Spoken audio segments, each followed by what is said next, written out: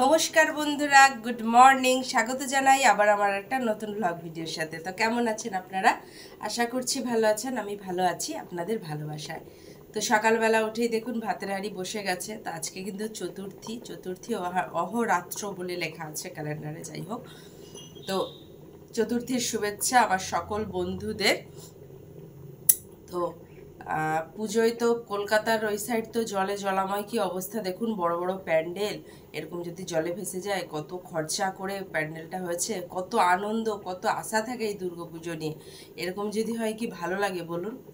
আমাদের এখানে মোটামুটি ঠিক আছে, জল টল মানে বৃষ্টি হচ্ছে, কিন্তু জল দাঁড়ানোর ব্যাপারটা। কিন্তু কলকাতার ওই সাইডটা তো দেখছি কি অবস্থা, কীরকম লাগছে। আমরাও যাই ঠাকুর দেখতে, জানেন, মন খারাপ লাগছে একটা।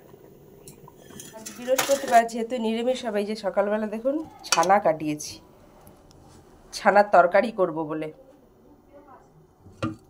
আমার ছেলে ছানার তরকারি খেতে ভীষণ ভালোবাসে। এটাকে জল ঝরিয়ে ভালো করে একটু শুকিয়ে নিই।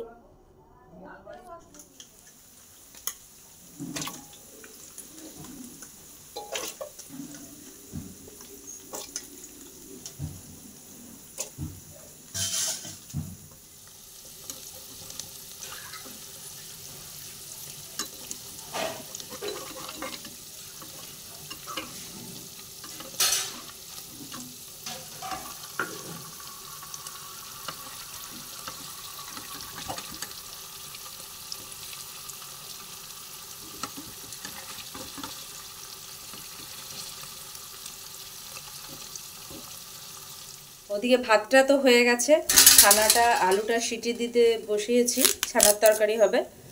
আর ছানাটাও ভাজা হচ্ছে। আর এদিকে আমি কুমড়োটা কাটতে বসে গেছি। কুমড়ো সজনে ডাঁটা আলু দিয়ে একটা তরকারি হবে,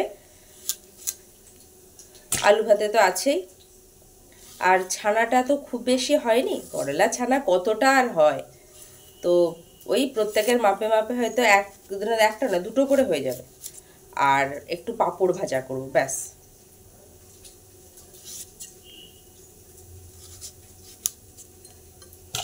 খাওয়া হয়ে যাবে।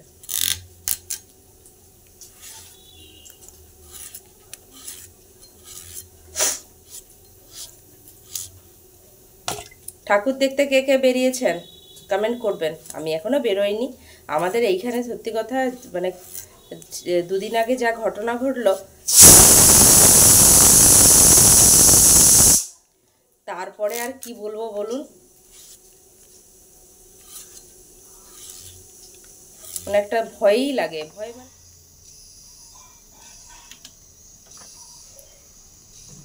ফেসবুকে সত্যি আজব সব নিয়ম। হ্যাঁ,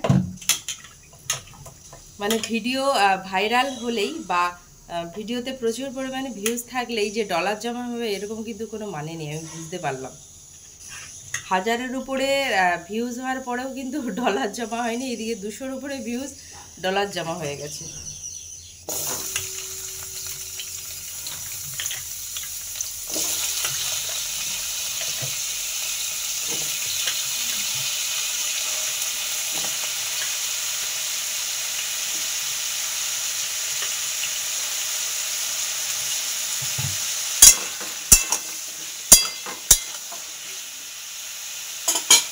যাই হোক, রান্নাটা করি।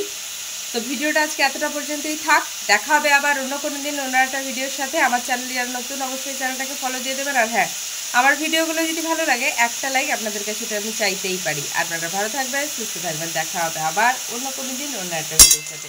ততক্ষণের জন্য টাটা।